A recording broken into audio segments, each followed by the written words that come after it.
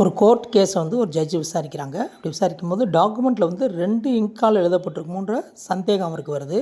அப்போ ஃபாரன்சிக் டிபார்ட்மெண்ட்டுக்கு ரெஃபர் பண்ணுறாங்க.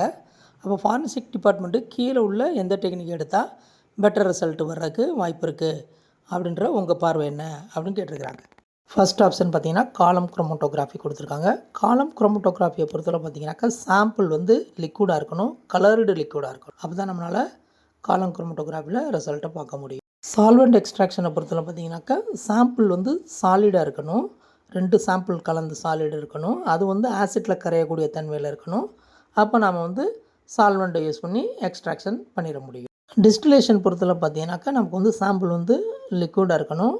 Temperature is the factor. 2 different டெம்பரேச்சரில் பாயில் ஆகக்கூடிய வேப்பர் ஆகக்கூடிய லிக்விட் கலந்துருந்தால் நம்ம வந்து டிஸ்டிலேஷனில் பிரிக்க முடியும். லாஸ்ட் ஆப்ஷன் வந்து தின் லேயர் குரோமோட்டோகிராஃபி. இதை பொறுத்தவரை பார்த்தீங்கன்னாக்கா இங்க்கு வந்து பேப்பரில் இருக்கணும். அப்போ நமக்கு மேலே சொல்லியிருக்க வந்து டாக்குமெண்ட்டு பேப்பரில் இங்கில் எழுதியிருக்கிறாங்கன்றதான். அப்போ இங்க் வந்து பேப்பரில் இருந்தது அப்படின்னு சொன்னாக்கா அதை நம்ம வந்து கட் பண்ணி ஒரு சாம்பிள் இது சால்வெண்ட்டில் வச்சோம்னு சொன்னாக்கா டிஃப்ரெண்ட் இங்க் வந்து டிஃப்ரெண்ட் பேட்டர்னை கொடுக்கும். அதை வச்சு நாம் டிஃப்ரெண்ட் இங்க்கா அல்லது ஒரே இங்கான்றதை உறுதிப்படுத்த முடியும். அப்போ தின் லேயர் குரோமோட்டோகிராஃபி தான் இதுக்கான answer. Option 4 is the correct answer.